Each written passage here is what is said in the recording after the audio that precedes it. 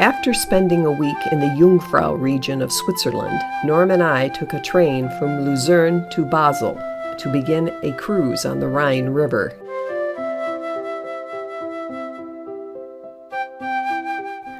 Basel is Switzerland's third largest city, and its river port handles most of the country's imports and exports. Our Viking ship, the Alruna, was docked at the St. Johann Pier. After dropping off our luggage and a quick lunch, we were off to explore the city.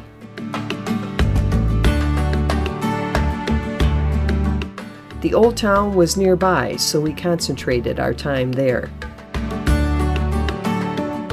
Through a few narrow streets, we arrived at Minster Square.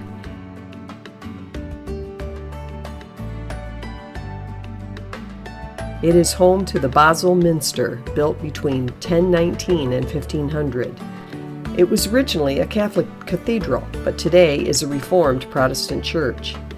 The red sandstone building has both Romanesque and early Gothic architecture. In 1356, an earthquake destroyed much of the original five-steepled church. It was rebuilt with two steeples. The towers are named George and Martin, saints of the knights. Here is St. George fighting the dragon on the church facade.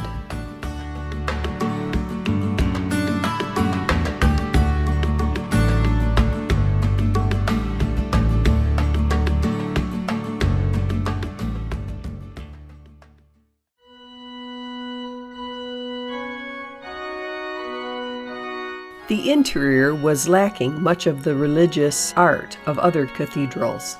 In February 1529, during the Protestant Reformation, 40 armed men stormed the cathedral, destroying altars, crucifixes, and images of the saints and Mary.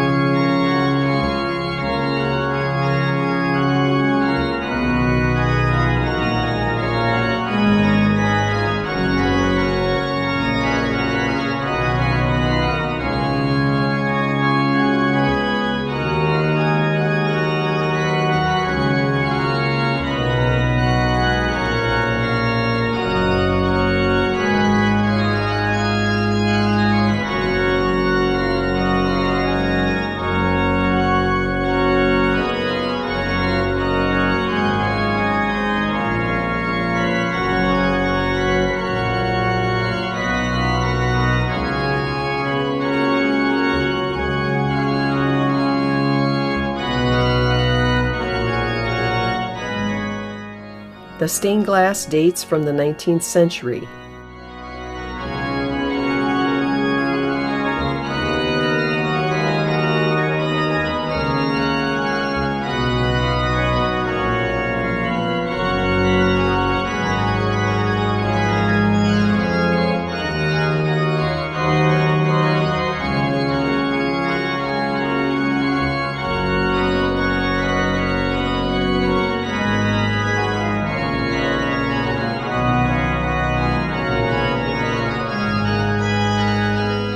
This present organ was built in 2003.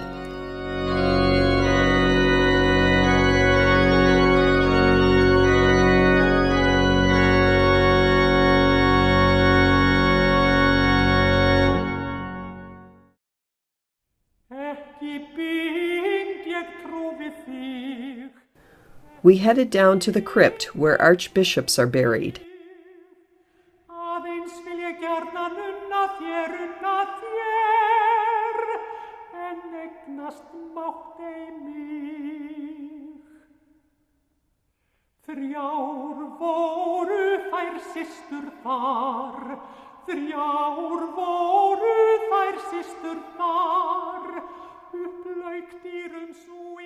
Opened in 2019, this area shows the foundations of previous structures on this site, dating as early as 820.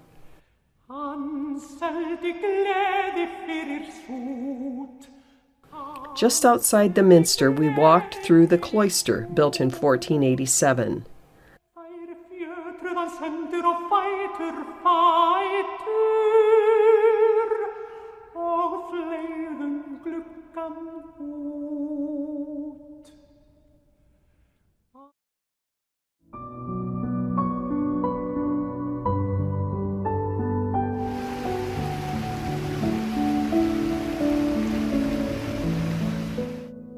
crossed over to the edge of the new town from Old Town, I think, is to the right.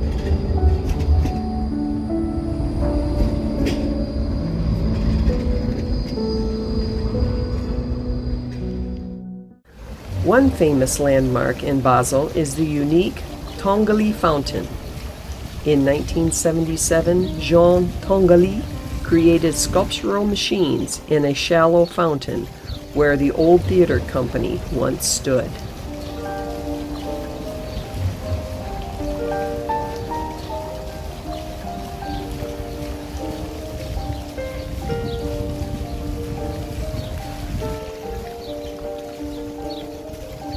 The 10 iron figures are in constant motion and conversation with each other, like the actors and dancers that once occupied the stage that stood in this spot.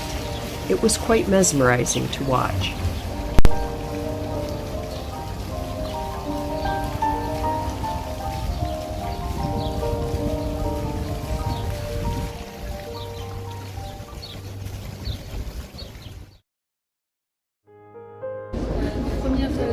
Basel's a busy town, huh?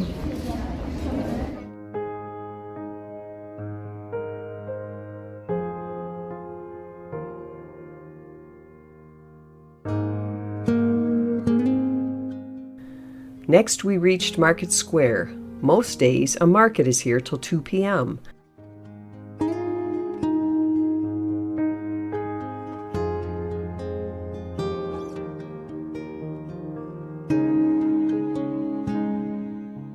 The most striking building is the red sandstone Rathaus, or City Hall.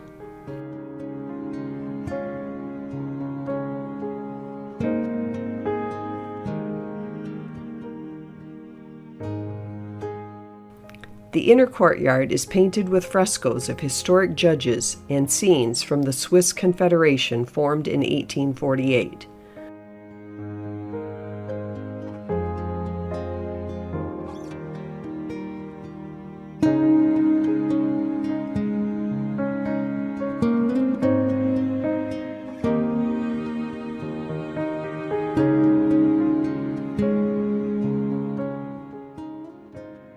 The door on the right is where city officials still meet to conduct business.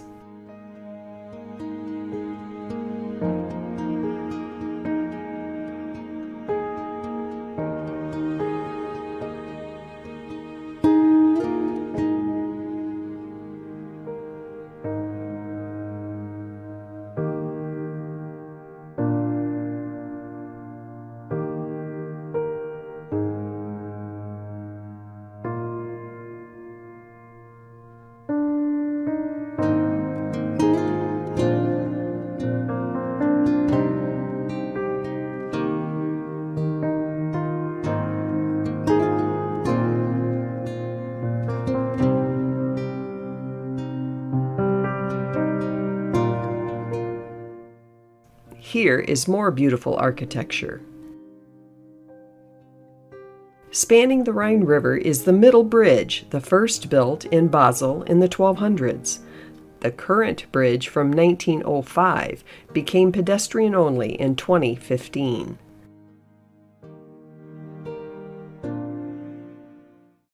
We crossed over the bridge to reach the Kaserne, an outdoor venue hosting the Basel Tatoo.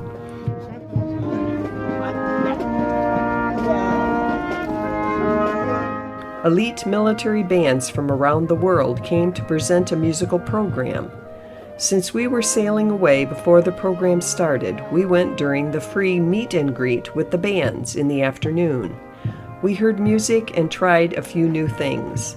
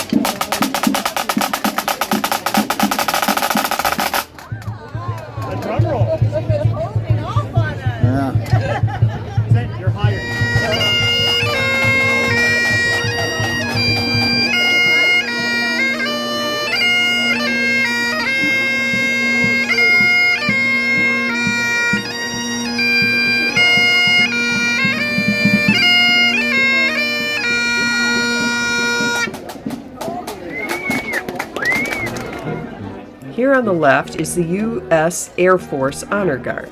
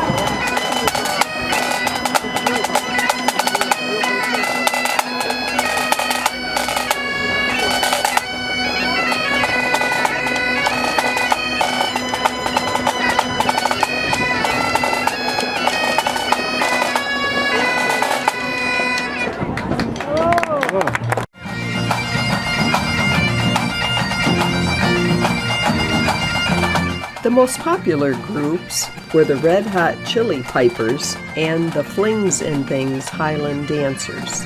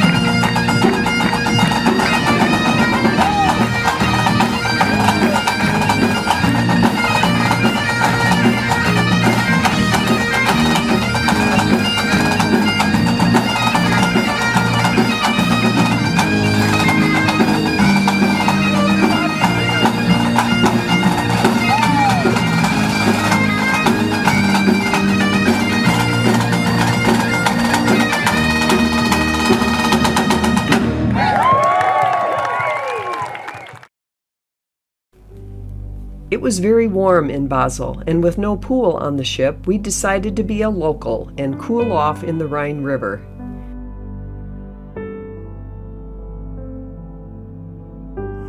Rhine River swimming adventure. She's getting in the Rhine River.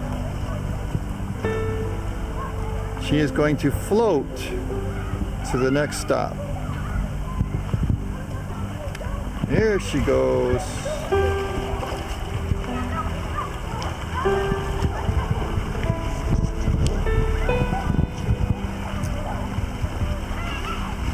Goodbye.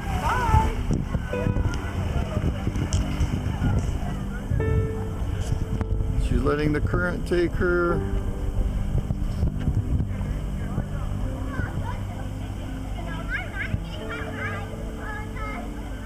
Yeah, how was your swim? Good. You gonna hit the showers? Yeah. It was time to board the Alruna, our home for the next 7 days.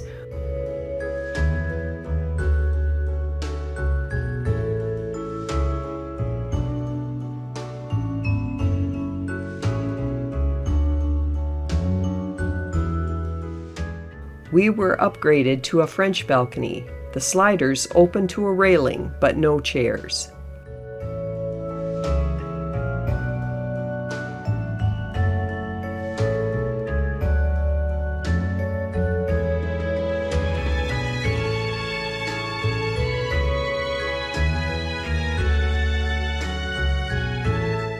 This was a German-themed dinner. The food was very good and plentiful. The sweet potato fries were the best we have ever eaten. Desserts were good, but the winner was the turtle brownie. Bruce, who did you pay to get that one the last night? Here are the three amigos, Norm, Dan, and Bruce. We had the best dinner mates and friends.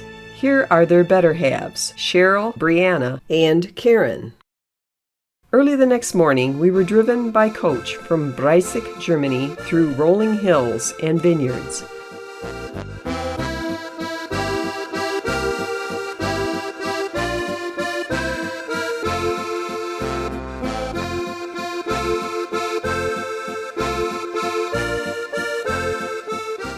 After 1 hour, we arrived at Hofgut Sternen, a tourist village in the Black Forest. As we arrived, the giant cuckoo clock put on its show of dancing figures.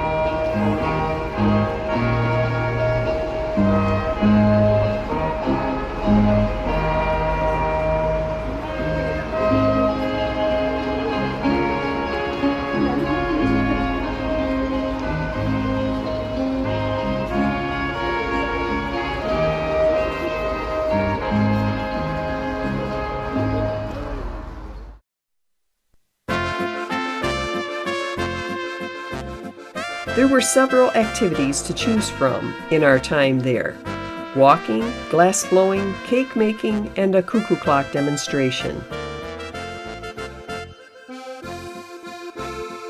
We started with the clocks. The cuckoo clock demonstration began with the presenter showing us a replica of the first cuckoo clock made in 1614. It used a stone for the gravity weight and only had one hand to tell time. In 1720, clockmakers began using a brass mechanism powering an hour hand and a minute hand. They also added a faceplate with a cuckoo to sound the time. It would chirp on the half hour, and at the top of the hour it chirped the number of hours. In 1860, cuckoo clockmakers began using carved faceplates. These were also known as train station clocks. An elaborately carved clock could take as much as 6 to 8 weeks to build. The wood used for the faceplate is basswood from the linden tree, as the grain does not split. It is dried for about 4 years. The basic shape is cut with a scroll saw, and all of the rest is hand carved. About 40 to 45 families do the carving, with one person doing one part. The different parts are assembled to a basic box.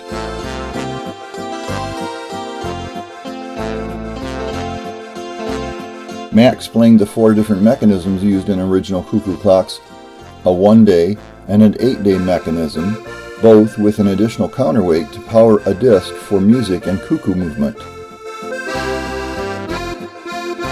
He also showed us the music mechanism, which is made in Switzerland. The presenter then demonstrated how the clock body amplifies the sound of the music box. He also demonstrated the cuckoo bellows, with smaller bellows producing a higher pitch and larger bellows a lower pitch.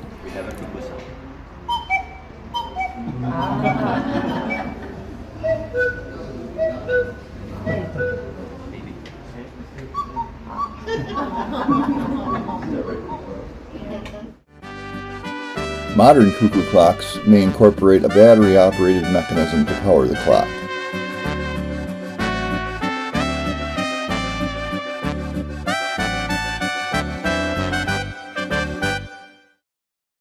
After that, we decided to walk.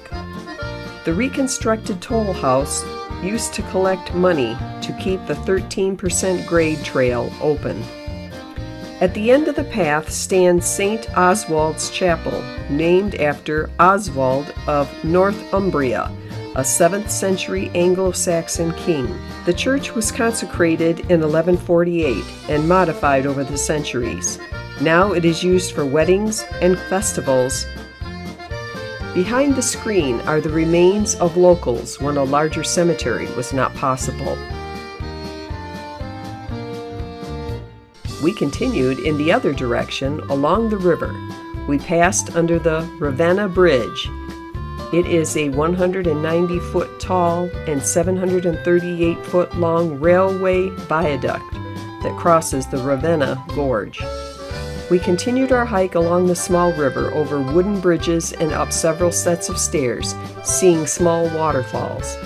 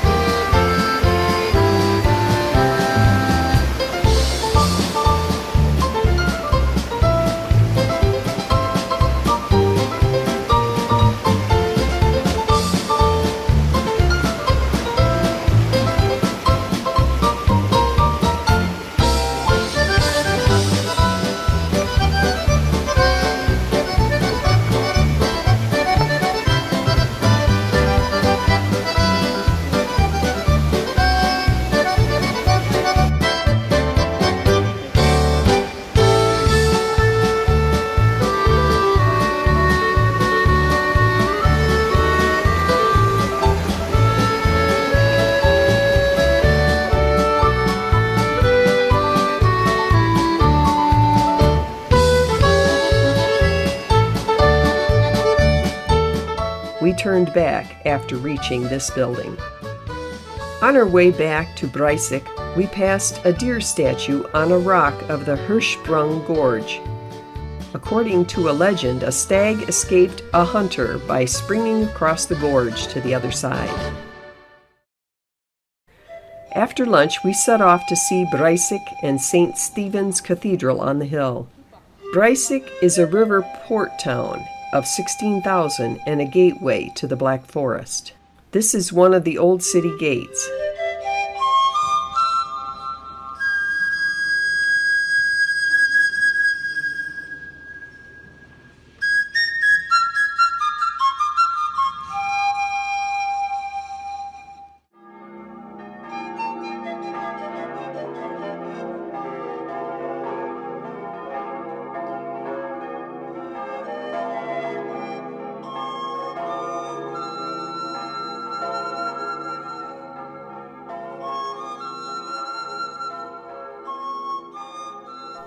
We finally reached the top in St. Stephen's Cathedral. It was built of sandstone and volcanic rock between the 12th and 15th centuries in a Romanesque Gothic style. It was heavily bombed in 1945 but rebuilt. While having a somewhat plain-looking interior, there were some special elements.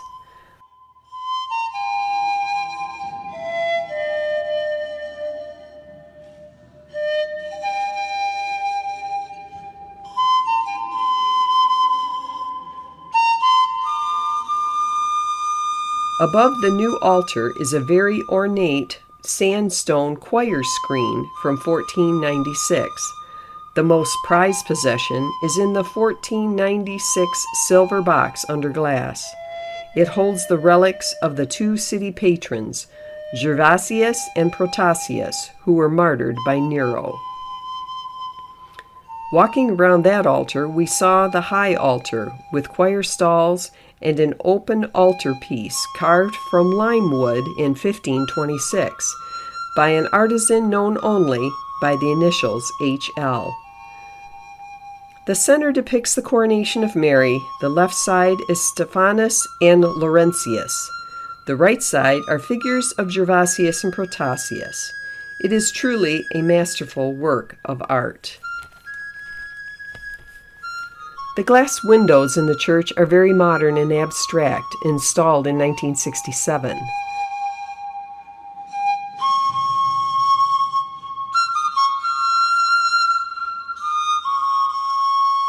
The present organ is from 1963 with 2,526 pipes. The last unique features are the walls, painted by Martin Schongauer 500 years ago. The west wall shows Christ, the world judge. The north wall is hell with blazing flames and chaos.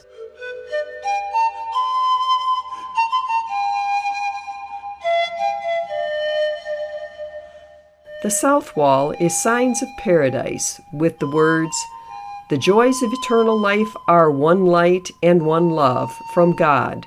Receive the joys of the promised kingdom through Christ."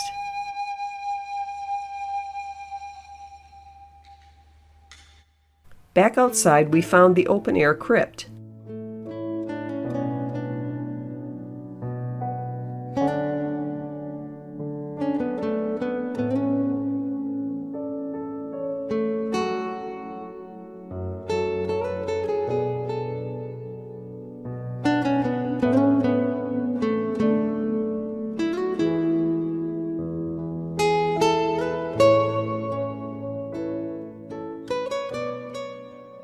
Right next to the church is the town hall, which stands where a Roman fort once stood.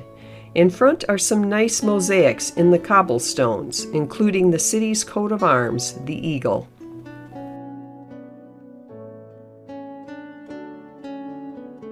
This small garden is planted by volunteers and offers great views of Breisach below.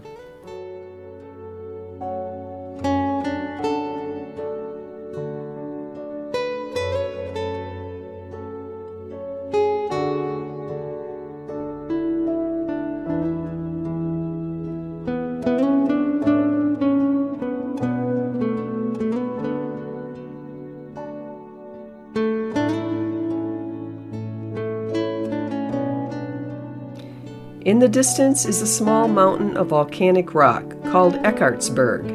It is said a castle once stood here in the 4th century. In World War II, it was used for military purposes. Today, an obelisk and a European flag are on top. Tula Tower was built as a lookout tower in 1874 for Johann Tula. There is an outdoor theater below it. The Radbrunnen stands over a 134-foot well dug in 1198. A wooden treadmill pumped water until 1847 when a mechanical pump took over. The present building is used as a concert space.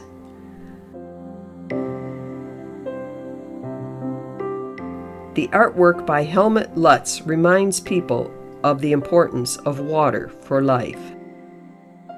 We passed through the Hagenbach Tower, built in 1319 as a prison.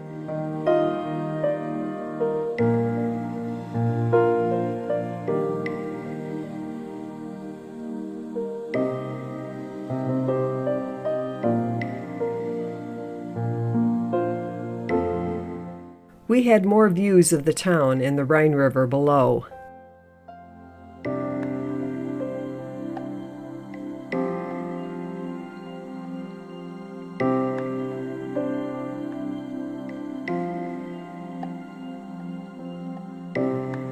And this is the Gutgesell Gate. That's the English pronunciation of this tower gate here we're approaching.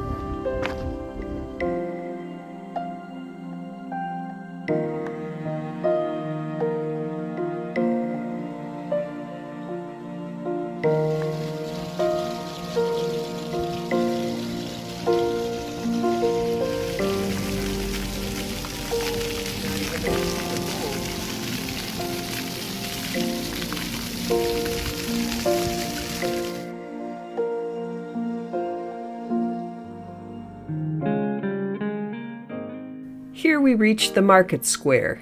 It was very popular with the local children as they can cool off in the hot weather.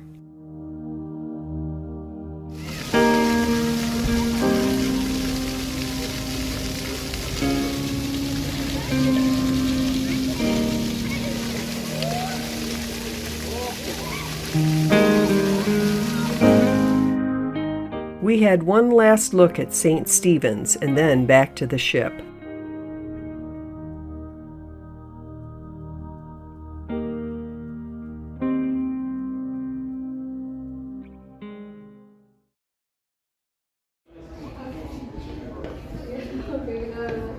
Everybody say hello. Thank you. You see the lounge?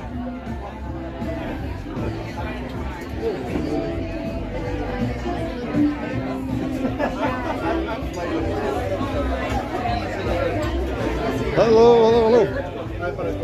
Here's our friends.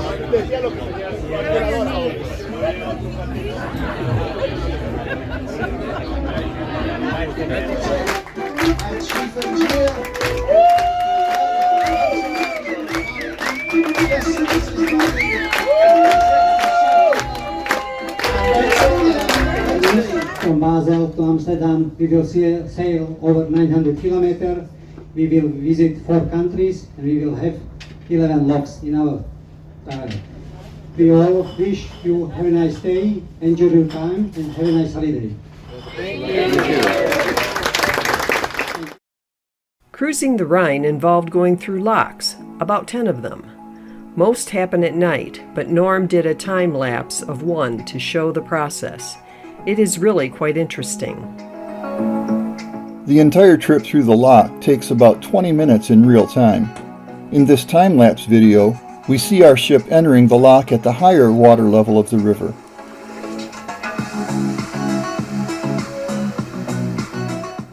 The lock gate is closed behind us, and the water in the lock is released to bring our ship to the lower water level downstream.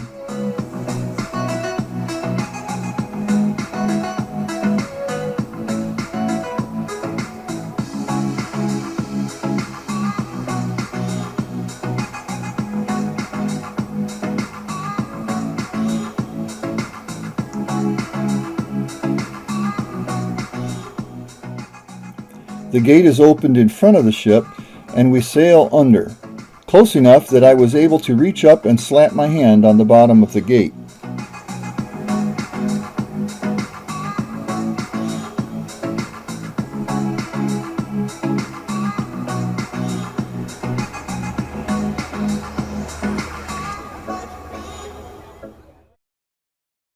Monday brought us to Strasbourg, France, for new adventures. This dam was built in the 17th century. Today it serves to display sculptures and has a viewing terrace for the pont, couvert, and towers. The towers and bridges were built in 1250 and were a defense measure. The bridges were covered to protect the defenders in war. The roofs were removed in 1784. Strasbourg's historic city center lies on an island, and the west end is called La Petite France. It is characterized by half-timbered houses, narrow lanes, and footbridges built in the 16th and 17th centuries. Tanners, millers, and fishermen lived here, and it is now one of Strasbourg's main tourist areas. In 1988, the Grande Ile, or Large Island, was named a World Heritage Site by UNESCO. It is the first time an honor has been given to an entire city center. Strasbourg is also home to the European Parliament. Every place we looked deserved a picture. We came upon some stumbling stones placed near the residences where Jews lived during World War II before being taken away. Stumbling stones are meant to catch the attention of a passerby and remind them of a life that ended tragically.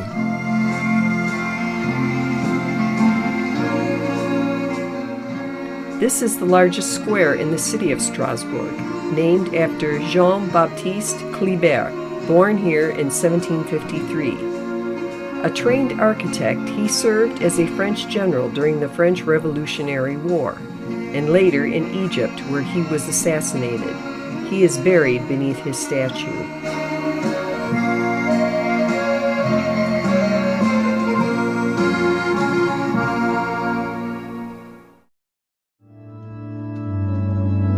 As we walked on, one building dominated the skyline, the Cathedral of Our Lady of Strasbourg. This red sandstone cathedral started out Romanesque, but soon changed to French Gothic architecture. Started in 1190, it was finished in 1439. It was supposed to have 2 towers, but the second one was never built. Hundreds of sculptures adorn the facade and tell a story. Halfway up is the 49-foot diameter rose window.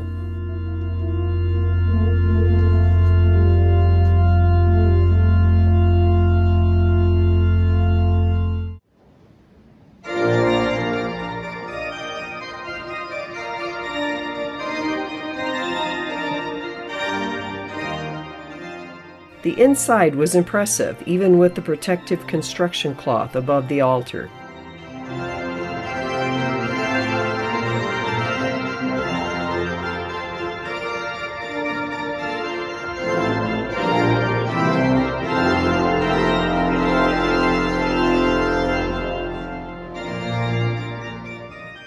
On the left was a white sandstone pulpit made in 1486 by Hans Hammer.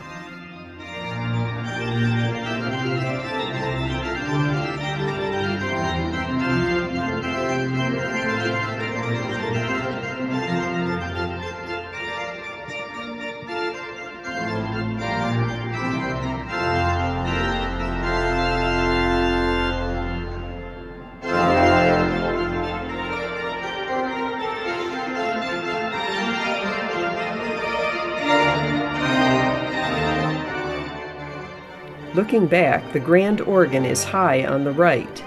There have been about 15 organs dating back to the 1300s. The newest version of the organ was built by Kern in 1981 and has 2,242 pipes. 3 figures at the bottom of the case can be animated. Light comes in from 4,600 panels of stained glass, many of them from the 12th, 13th, and 14th centuries.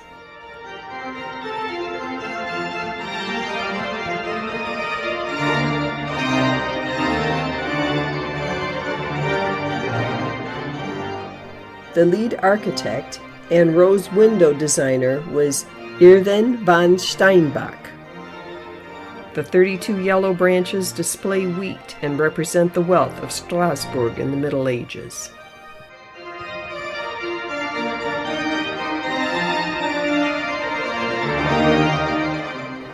This is one of the side chapels.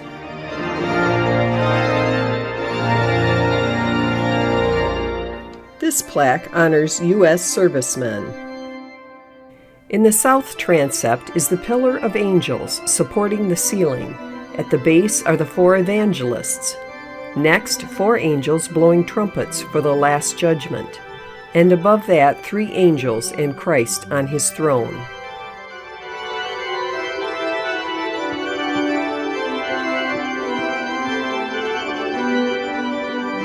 Close to the clock is a little man in stone gazing up at the pillar.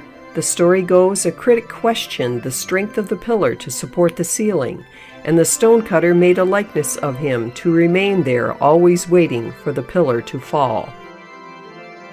The clock is the most popular sight in the church, built by Schwilge. At the bottom left is the analogic computer, the most complex clock mechanism ever built. In the center is a perpetual calendar and celestial globe showing the stars' position.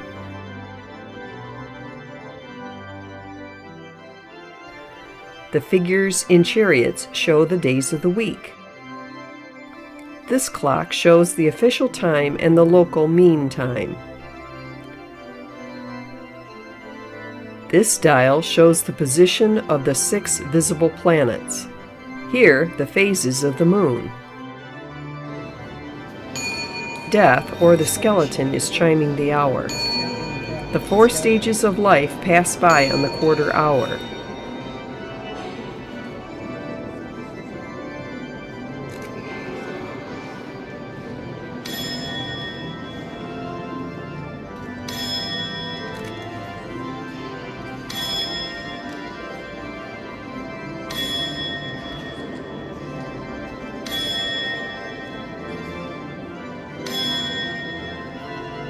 At the top is Christ, and at solar noon his disciples parade past him, and a cock will crow 3 times.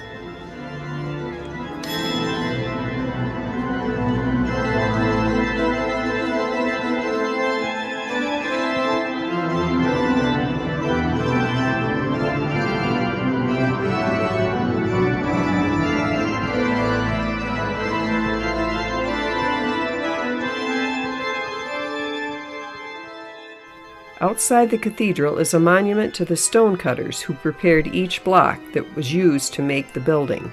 Each one had a unique banker's mark they carved onto their stones. In front of this building was an interesting sculpture called Cloud.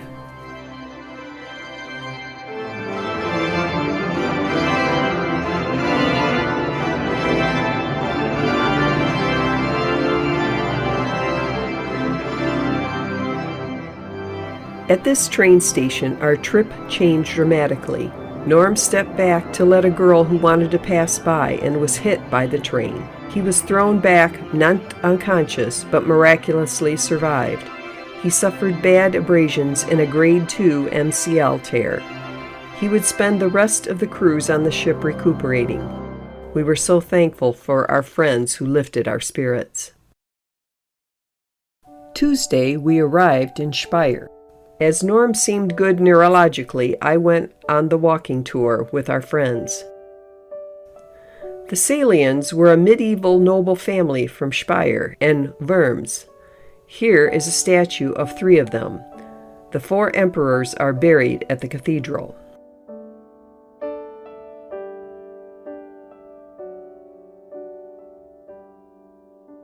Just outside the cathedral is the Mount of Olives sculpture by Gottfried Wren. This area was once the cathedral cloister.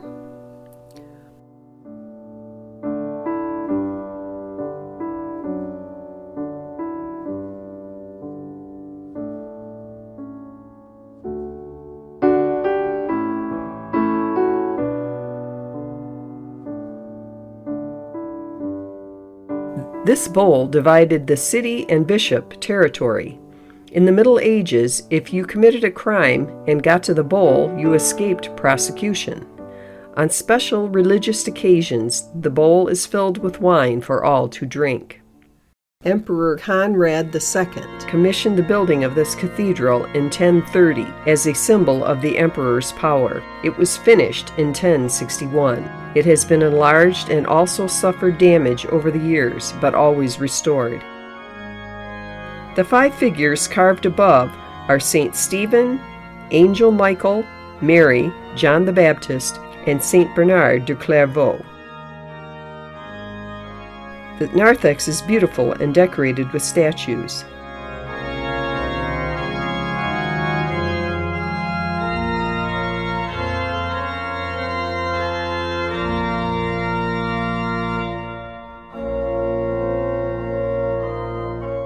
Rudolf I was the first German king of the Habsburg dynasty.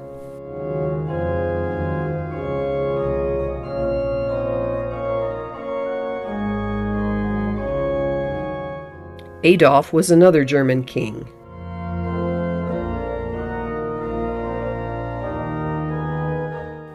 This church is the largest Romanesque cathedral in the world and was the burial site for German rulers for 300 years. Once inside, it seemed rather plain and bright with no stained glass windows.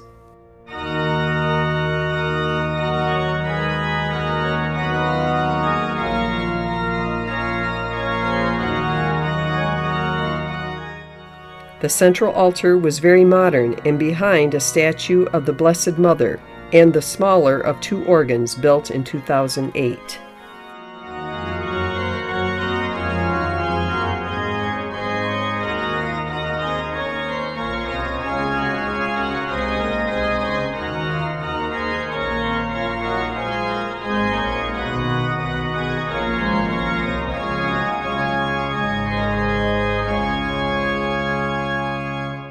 Now we are looking across the two transepts with another altar between.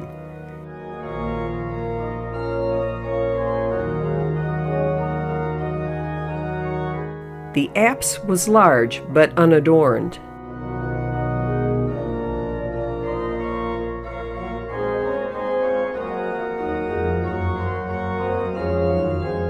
Above was one of the two cupolas.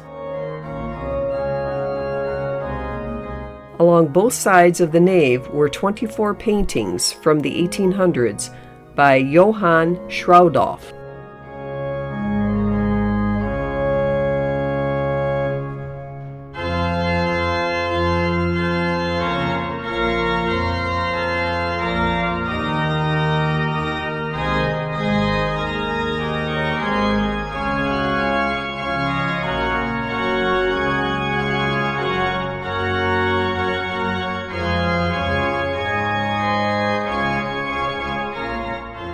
The grand organ at the back is from 2011 and has 5,496 pipes.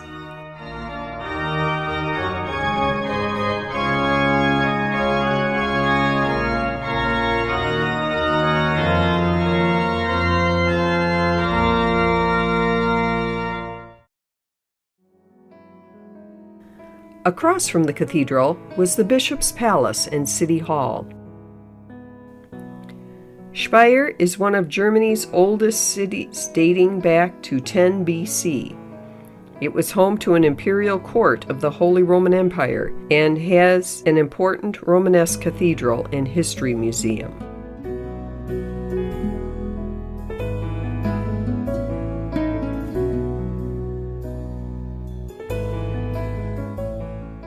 This statue represents a pilgrim walking to the Cathedral of Santiago in Spain, where St. James is buried. Many early Christians made this journey, and Speyer was a stopping point.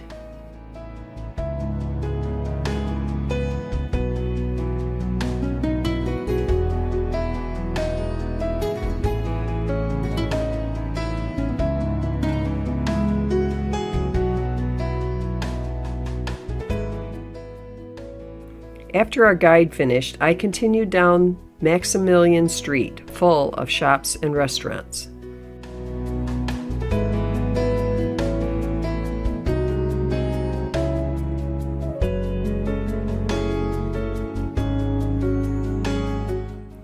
I was surprised to see a Michigan shirt for sale here.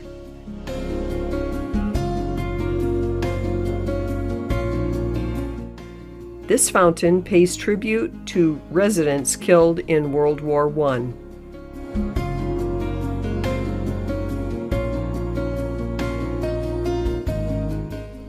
This is the site of the old mint.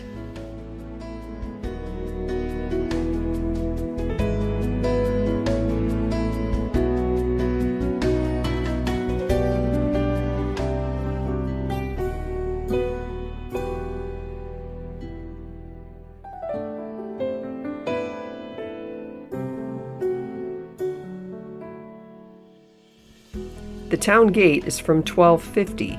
Another floor was added in 1514. It was time to head back and hop on coaches to meet our ship in Worms, Germany.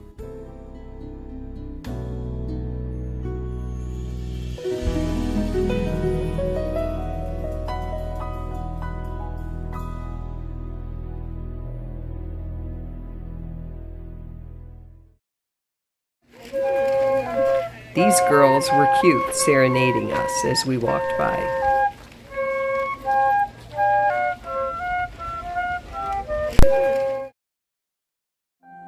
We boarded again at Worms at noon and cruised on to Rudesheim for the evening, seeing many small towns along the way.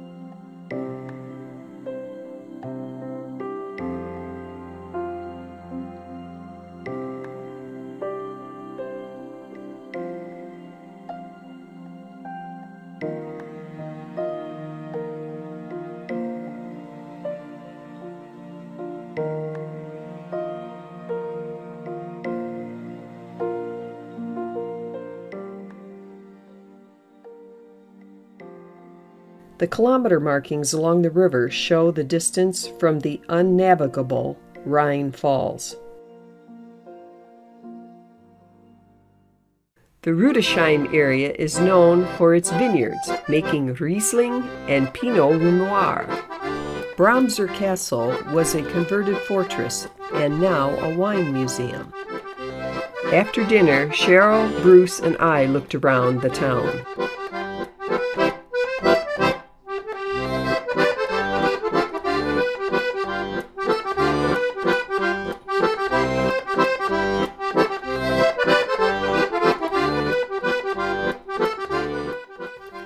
The popular Drosselgasse Street is lined with wine tasting rooms, souvenir shops, and restaurants.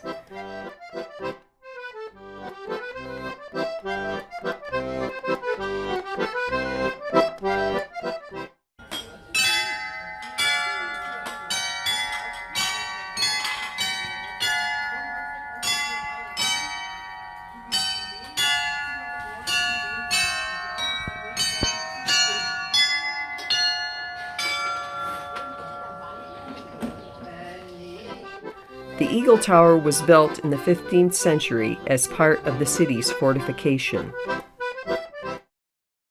Wednesday morning, we had a scenic sail on the Middle Rhine. The river was an important trade route, so many castles were built for defense and toll houses between the 12th and 14th century. Most were destroyed through war, but later rebuilt during the 18th and 19th centuries. This monument commemorates the founding of the German Empire in 1871. Kaiser Wilhelm I laid the first stone. Castle Klopp existed in the 13th century, but the current building dates from 1879. It is home to the local government and has a restaurant. Castle Ehrenfels is a ruin among the vineyards, having been destroyed by the French in 1689. At one time, it was a customs post.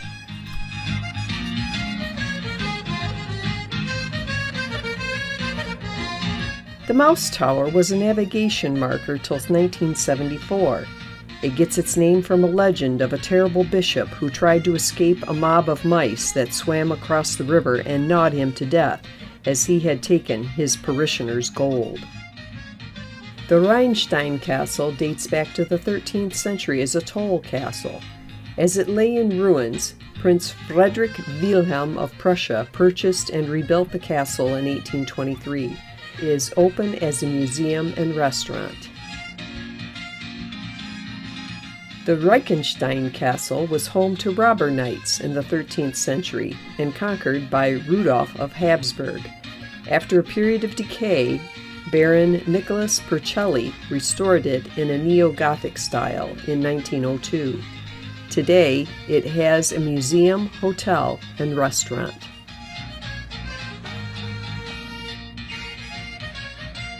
The Sunit Castle was also home to robber knights, and Rudolf of Habsburg conquered this castle too. Prussian Frederick Wilhelm IV and his brothers rebuilt it as a hunting castle in 1861. It is now owned by the state and open to visit.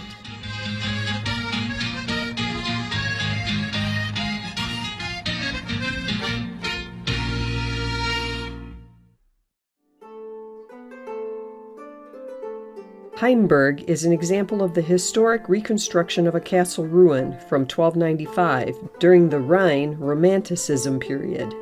The beauty of the valley and its fairy tale-like castles drew the wealthy to rebuild many of the ruins.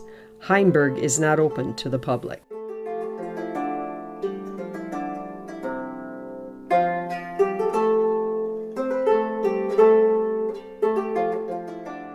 These are the ruins of the Fürstenberg Castle of 1219. It was built by the Archbishop of Cologne to protect his property and for a toll station. It was destroyed by the French and has steadily deteriorated. This is the parish church of Lorchhausen, St. Boniface, built in 1875. The chapel above it is St. Clemens from 1909. Stahleck means impregnable castle on a cliff. Built by the archbishops of Cologne in the 12th century, it had many owners. The French blew it up in 1689.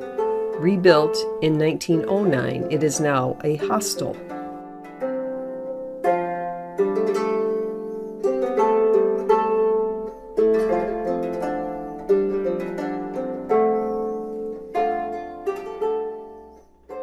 Coming around a bend was Pfalzgrafenstein Castle on tiny Pfalz Island. It was built solely as a toll station and never suffered damage from wars.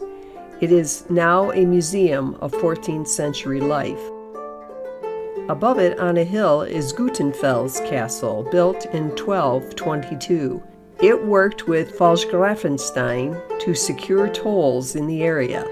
It was rebuilt in 1892 and recently opened as a hotel. Built in 966 and burned by the French in 1689, Schönberg was in ruins until the Rhinelander family restored it in the late 19th century.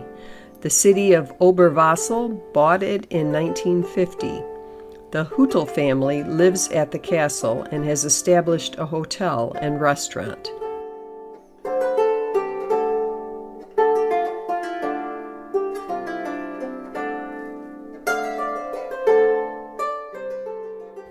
The town of Oberwasel had a lot of interesting churches and towers. At one time there were 21 towers, but only 16 remain. The Ox Tower is from the medieval times.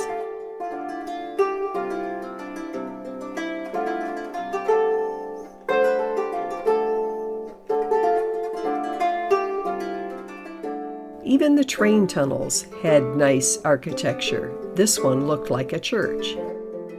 Hitler had all the train tunnel entrances disguised to look like churches in hopes that the Allies would not bomb them.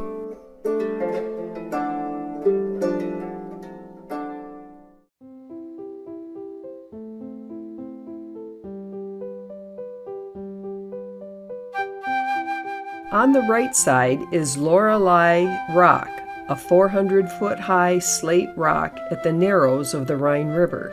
It is linked to a legend of a beautiful maiden who threw herself into the river over a faithless lover.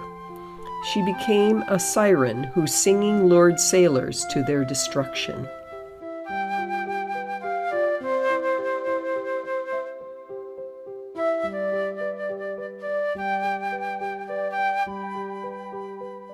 Katz's Castle was built around 1371 and bombarded by Napoleon in 1806. It was restored in the late 1800s. It is privately owned and not open to visitors.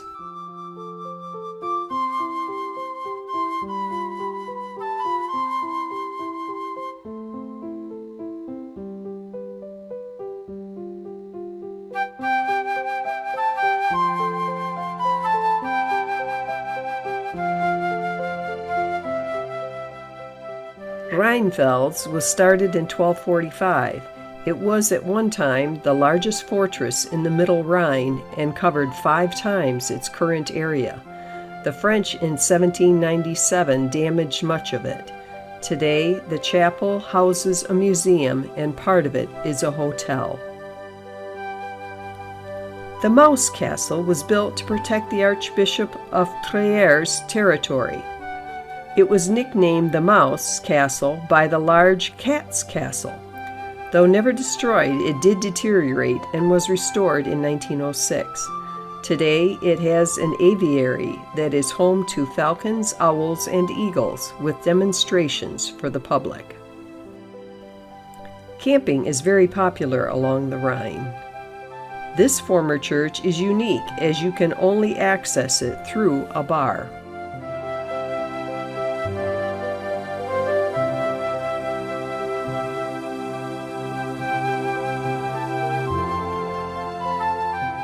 These two castles literally share a wall and are known as the Hostile Brothers. Probably disputes between owners inspired the legends. Whatever the story, Sturenberg was built in the 11th century and is one of the oldest on the Rhine. Today it is owned by the state and is open with a restaurant. Liebenstein was built in the 13th century. Today a hotel is in the ancient main tower and there is also a restaurant. Below the castle lies Camp Bornhofen with a Bornhofen monastery.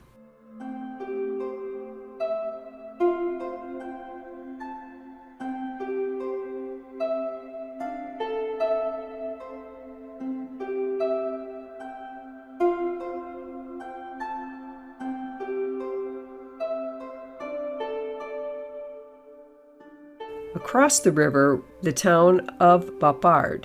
It has been settled since Roman times in the 4th and 5th centuries. The twin-towered church is St. Severus, built in 1148.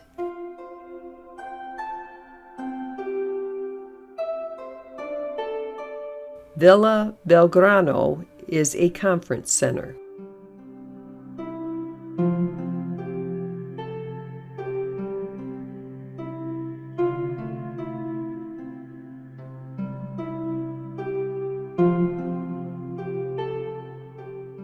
Lieberneck was built in the 1500s and is private.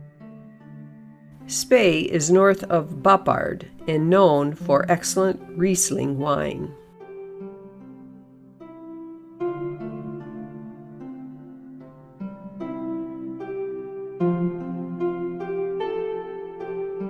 We saw the Marksburg Castle. It was built in 1117 for protection rather than a royal residence. It was one of two castles not destroyed. Some additions were made in the 14th century. In 1900, the German Castle Association bought it. I was able to tour it on an excursion.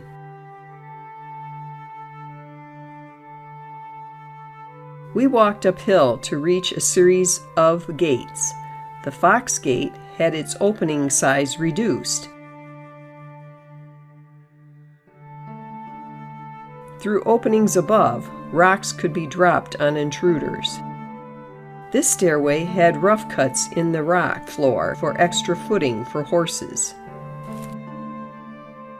On the wall were the coat of arms from the different owners of the castle.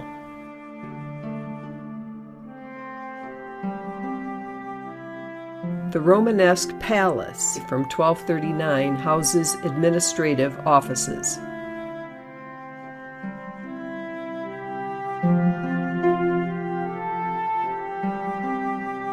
There was also a large armory with more cannons and cannonballs.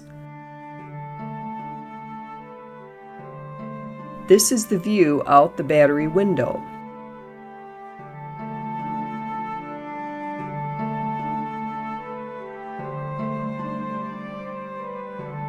We continued on to the castle garden, squeezed in between the castle and the wall. Plants and herbs of all kinds were grown for eating, medicines, and even poisonous plants for potions.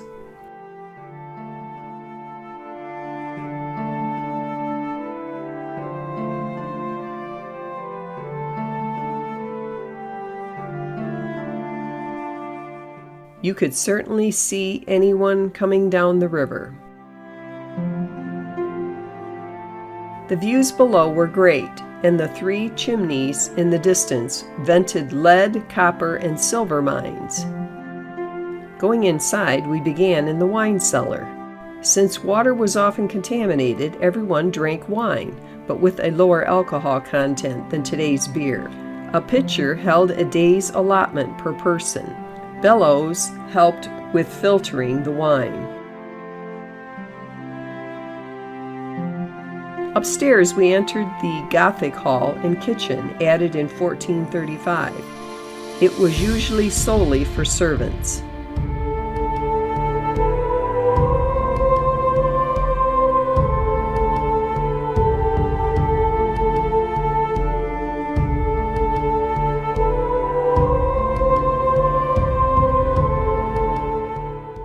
The fireplace was big enough to roast a large animal, and meat was hung to avoid vermin.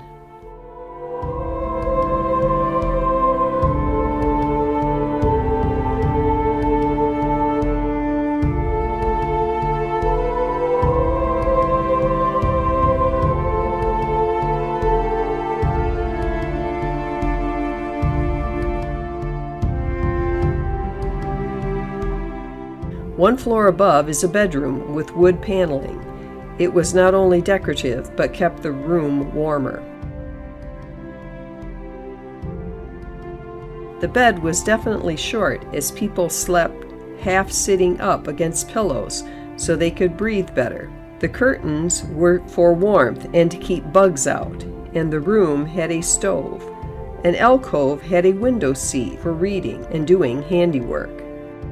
Through a short door, you entered the Great Hall, a combined living and dining room.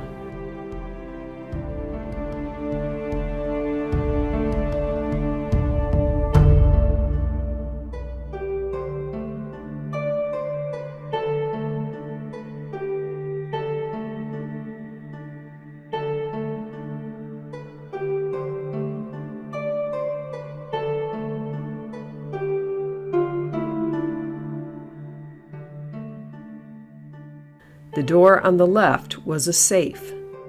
The other door led to a toilet right next to the dining room table, which we all found quite odd, and it locked from the outside. This was for safety, as intruders could not enter the castle through the toilet, which was open to the outside. The castle even had a chapel from the 14th century with painted walls and ceiling. The noble family used it for prayers and services.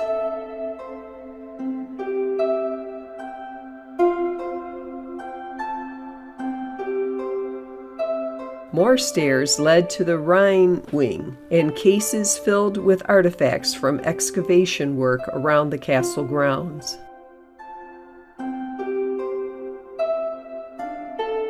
This room held halberds, and next was an interesting display of suits of armor from a Roman of 600 BC up to a musketeer of the 1700s.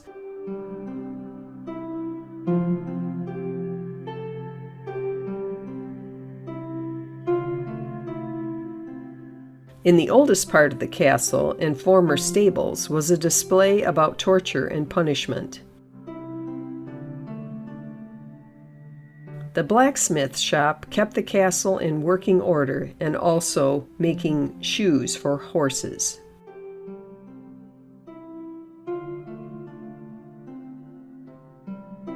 The last castle we saw before Koblenz was the Stolzenfels. It was built in the 19th century from a 13th century fort by Friedrich Wilhelm IV in 1823. Thursday, we docked in Koblenz, across from the imposing Ehrenbreitstein fortress. The site was once a Roman fortress, a castle, but the present structure is from 1828. It overlooks the convergence of the Rhine and Mosel rivers, an important defensive overlook. Today it is part of the Koblenz State Museum.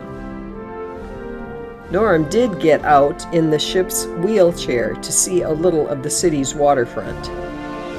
The triangular piece of land where the two rivers meet is called Deutsches Eck, or German Corner.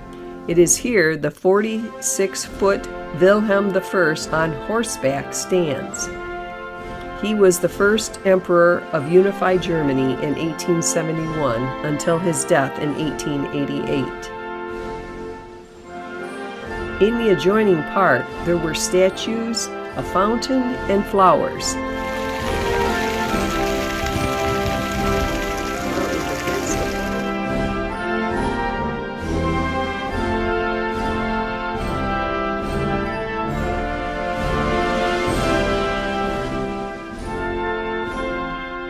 This is the back of the oldest church in Koblenz, St. Castor.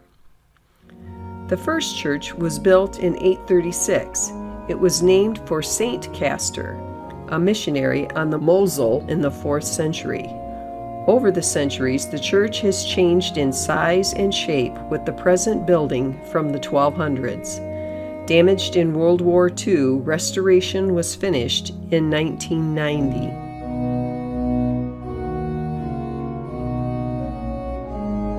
The 16-panel wall painting is from the 15th century.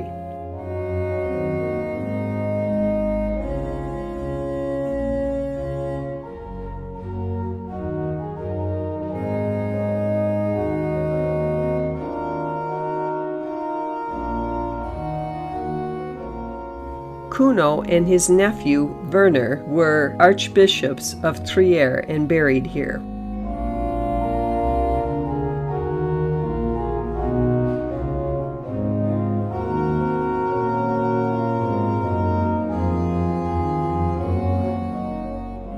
This organ was installed in 2014. Riza is the city saint of Koblenz.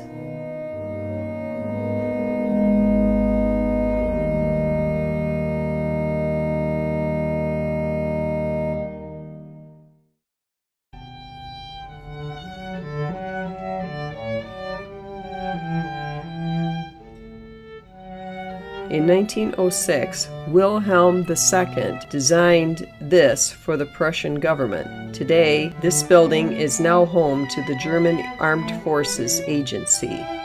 This was the residence of the last Archbishop of Trier and one of the last palaces built in Germany in 1793.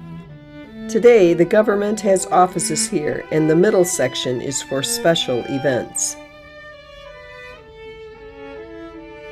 These two ladies played for us that evening.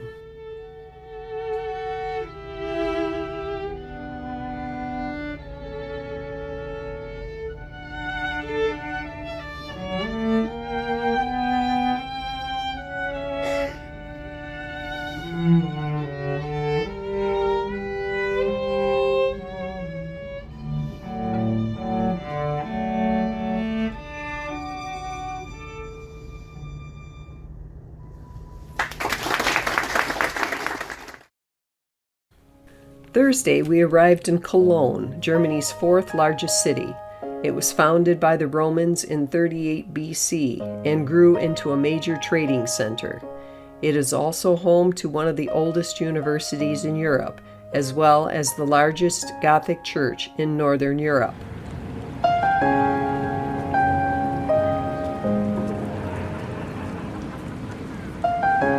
Wilhelm II was the last German emperor or king of Germany.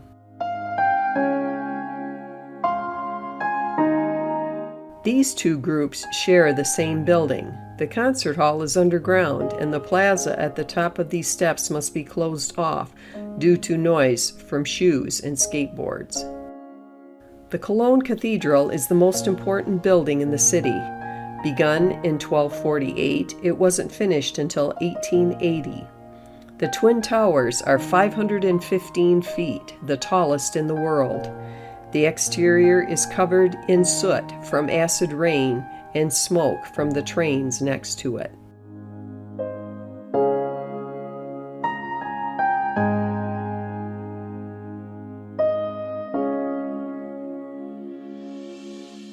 Maintenance and restoration is ongoing with a cost of $8 to $9 million a year and a staff of 80 people. There are 108 gargoyles that act as gutters. This is the cathedral square.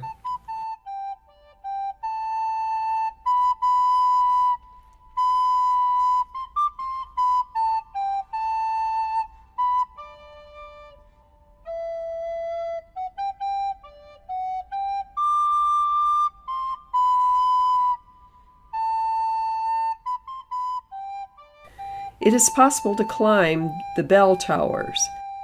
On the way up is St. Peter's Bell, the largest free-swinging bell in the world.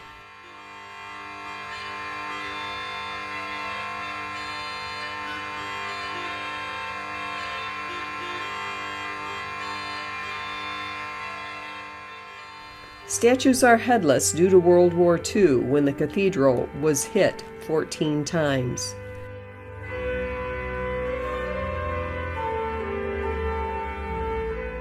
Upon entering, on the right side, you see the 13th station of the cross. The nave is 140 feet tall.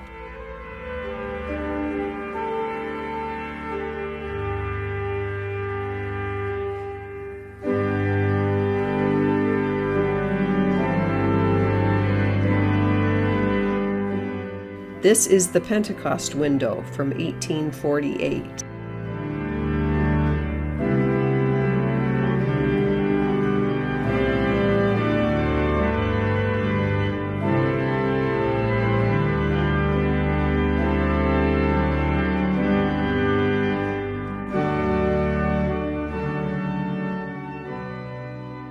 At the top of the picture is the Swallow's Nest organ from 1998.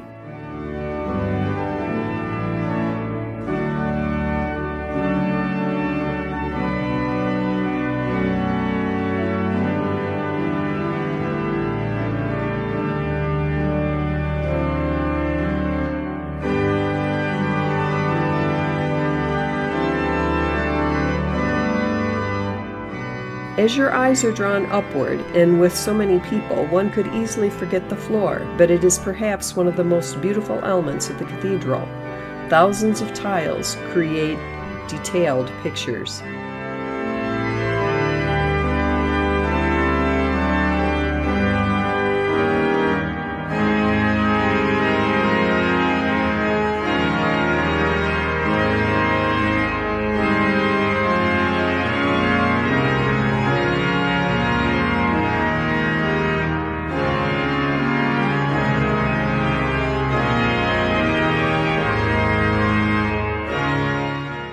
Here is the Adoration of Mary painting in the Virgin Mary Chapel.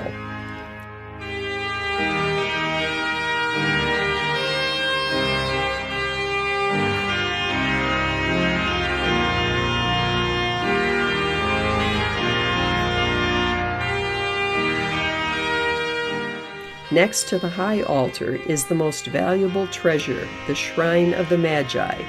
The gold box by Nicholas Verdun is said to contain bones of the three Magi.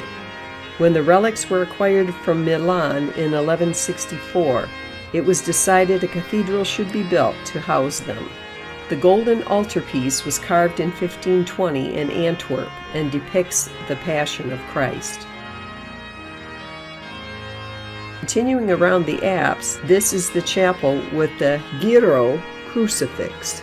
It is the oldest representation of the crucified Jesus in Western art, dated 970. Transept organ built in 1948. It has 89 stops and 4 keyboards.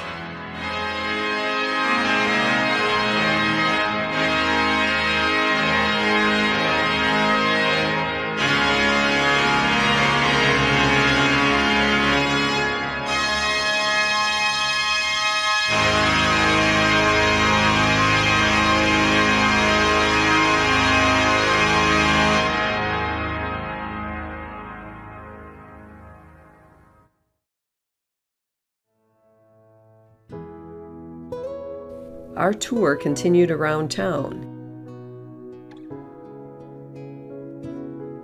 Here is a section of a Roman sewer canal which has been removed and raised.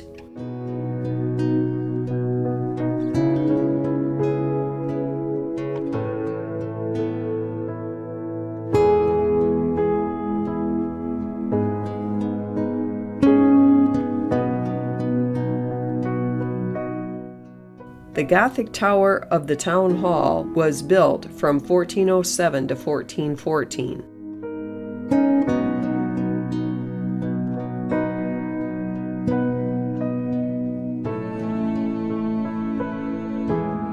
The statue of Archbishop Conrad is standing on a lewd pedestal, maybe a commentary of what the people thought of their leader.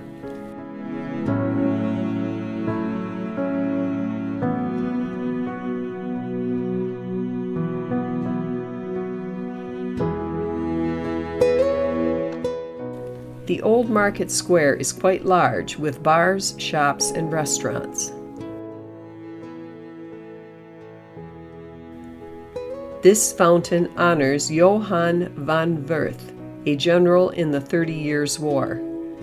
There is a legend of poor Johann who fell in love with Grete, but she declined him. Heartbroken, he enlists and becomes a famous general. When he returns home, she regrets her decision, to which he just walks away.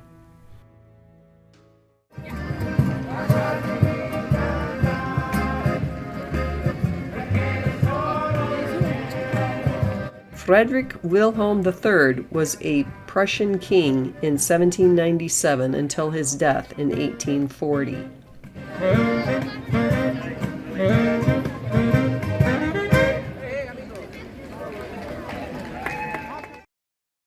After lunch, 5 of us walked along the river to Flora Botanical Gardens. It covers 28 acres and was established in the 19th century. The glass building is an events venue. It has 10,000 species of plants.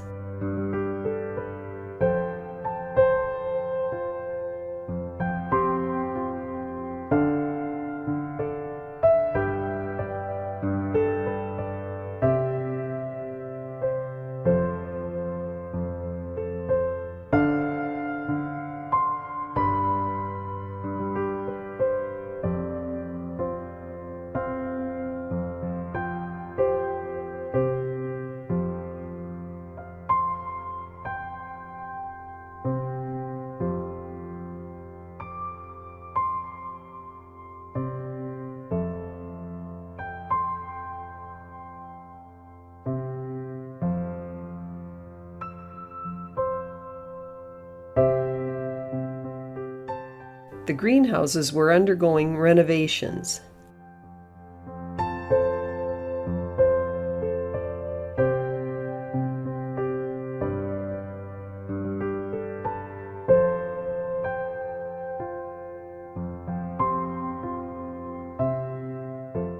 This is a giant redwood.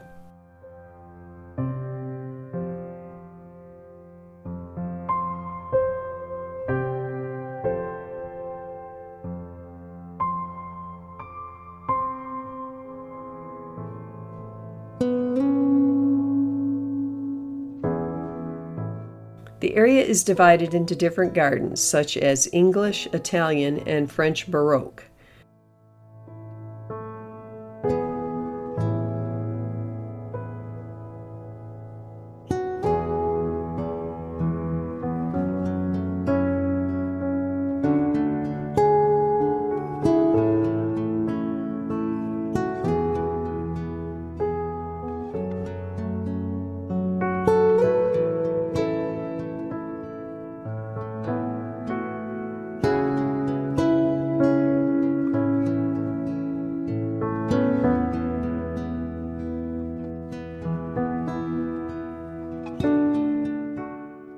I especially love the dahlias.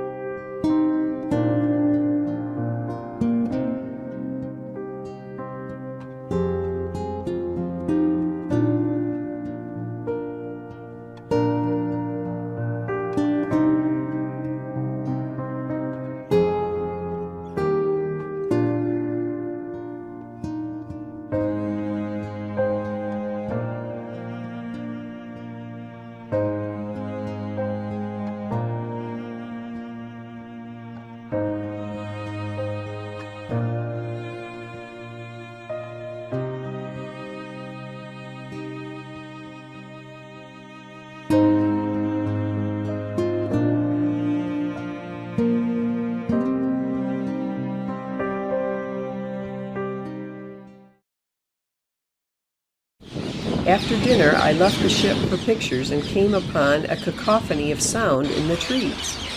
There were many rose-winged parakeets flying around. Native to Asia, many were imported in the 60s as pets. Enough have escaped to populate the Rhine-Main Valley. At 10 o'clock, we sailed on.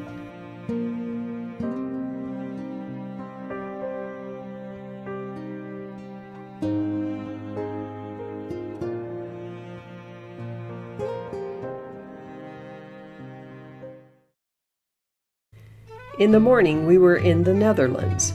The scenery was very different, very flat, and more industrial as we traveled north.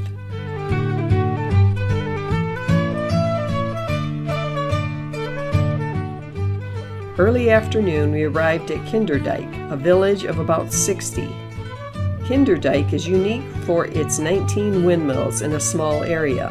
8 wooden windmills are on the Overvaart side. They were built in 1740. On the Nedervaart, there are 8 stone windmills built in 1738. 3 others are scattered in the area.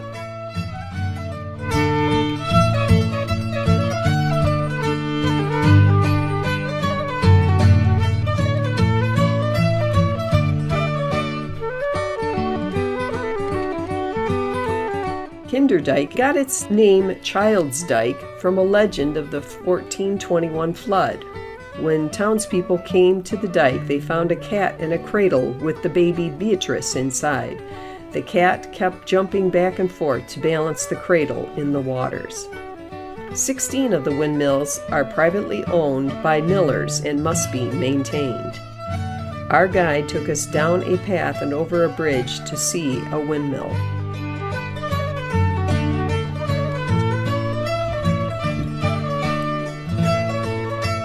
The wheel here can turn the cap of the windmill, which sits on the tower, to face the wind.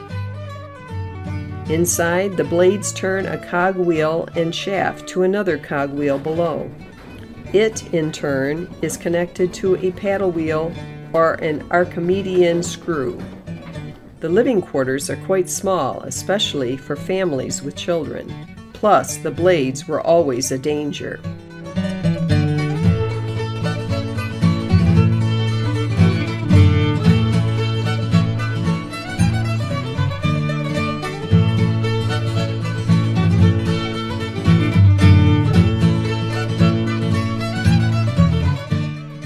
A pumping station was built in 1868 using steam and then electricity in 1924. The Smith station was built in 1971 with 3 Archimedean screws driven by diesel.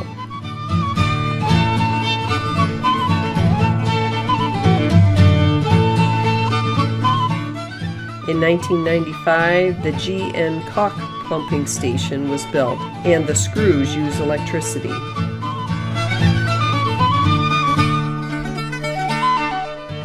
The next morning, we were off to our flight home in Amsterdam. Despite the accident in Strasbourg, we had a lovely time with our new friends.